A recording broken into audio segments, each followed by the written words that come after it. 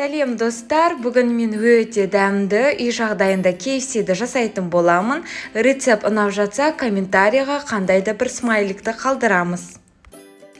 Алдымен тауықтың қанаттарын осылай екіге бөліп аламыз. Дәл видеодағыдай бөлгендеріңіз жақсы.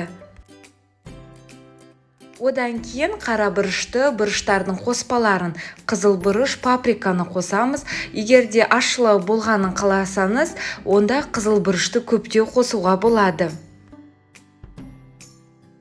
Бұрыштарымыздың барлығын қосып болғаннан кейін 1-2 чеснокты осылай үккіштен өткізіп қосатын боламыз.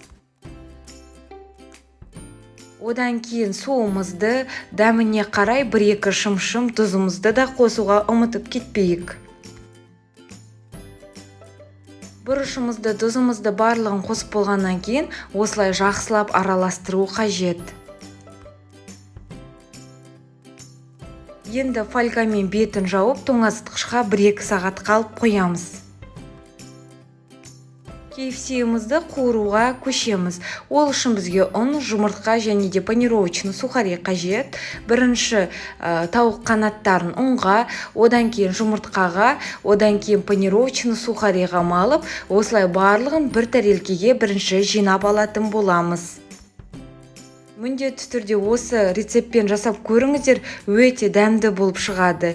Енді қатты қыздырылып тұрған табада осылай барлық тауық қанаттарын қуырып аламыз. Біздің газымыз міндетті түрде орташа газда қуыру қажет, әйтпесе орталары піспей қалуы мүмкін.